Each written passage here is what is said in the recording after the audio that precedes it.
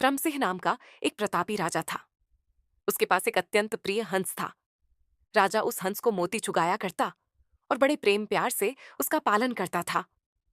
वह हंस प्रतिदिन प्रातःकाल राजा के महल में उड़कर आता, कभी एक दिशा में तो कभी दूसरी दिशा में चक्कर लगाकर फिर चला जाता। एक दिन वह हंस उड़ता हुआ दीवान जी के घर की छत पर जा बैठा। दीवान की पुत्रवधू उस समय गर्भवती थी। उसने सुन रखा था कि गर्भावस्था में यदि किसी स्त्री को हंस का मांस खाने को मिल जाए तो होने वाली संतान अल्प मेधावी नहीं बल्कि तेजस्वी, बुद्धिमान और भाग्यशाली होती है। अनायास छत पर हंस को देखकर उसके मन में लालच आ गया। उसने हंस को पकड़ लिया और रसोई घर में ले जाकर पकाकर खा गई। इस बात का पता न उसने अपनी सास को लगने दिया, न ससुर को और न ही अपने पति को, क्योंकि उसे भय था कि यदि राजा को इस बात का पता लग गया तो बड़ा अनिष्ट हो जाएगा। जब हंस महल नहीं पहुंचा तो राजा बहुत व्याकुल हो गया। चारों ओर उसकी खोज करवाई गई। नगर नगर और आसपास के शहरों कस्बों में घोषणा करवा दी गई कि जो कोई हंस का पता बताएगा उसे राज्य की ओर से बड़ा पुरस्कार दिया जाएगा। 10-20 दिन बीत गए, लेकिन हंस का कहीं कोई पता नहीं चला। राजा और रानी अत्यंत उदास रहने लगे। एक दिन एक कुटनी राजा के पास आई और बोली कि वह हंस का पता लगा सकती है।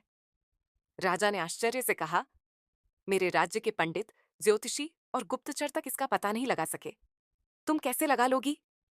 कुटनी बोली, मुझे अपनी योग्यता पर विश्वास है।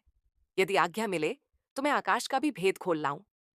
आप मुझे थोड़ा समय और आवश्यक साधन दे दीजिए, मैं हंस का अता पता अवश्य लगा लाऊंगी। राजा ने उसकी बात मान ली। कुटनी ने सबसे पहले यह पता लगाना शुरू किया कि नगर के धनी घरों में कौन कौन सी स्त्रियां गर्भवती हैं।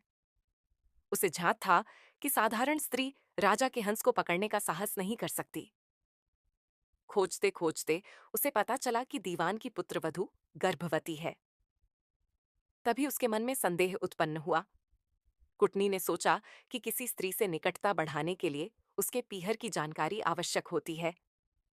वह दीवान की पुत्रवधू के पीहर पहुंची और वहां के लोगों से उसके परिवार के पुराने हालचाल और घटनाओं की जानकारी ली। उसे झांत हुआ कि उसकी एक बुआ छोटी उम्र में ही घर छोड़कर चली गई थी और आज तक वापस नहीं लौटी। अब कुटनी को उपाय मिल गया। वह दीवान के घर पहुंची और पुत्रवधू से बोली, बेटी, मैं तुम्हारी बुआ हूं। बहुत वर्ष पहले घर छोड़कर चली गई थी, अब वापस लौटी हूं और तुम्हारे बारे में सुनकर तुमसे मिलने चली आई।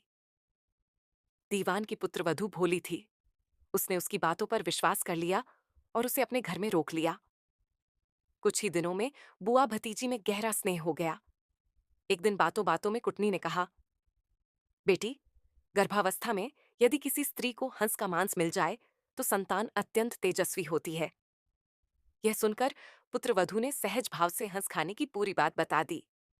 कुटनी ने कहा, बेटी, यह बात किसी को मत बताना, लेकिन यदि भगवान के सामने स्वीकार कर लो तो पाप से मुक्ति मिल सकती है।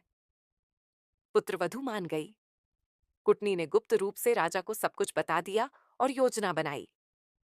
नियत दिन राजा को मंदिर में एक बड़े ढोल के भीतर छिपा दिया गया। जब दीवान की पुत्रवधू मंदिर में स्वीकार करने लगी, तभी कुटनी ने कहा, ढोल रे ढोल, सुन बहू का बोल। इतना सुनते ही पुत्रवधू को संदेह हो गया। उसे समझ आ गया कि वह ठगी गई है। वह चुप हो गई।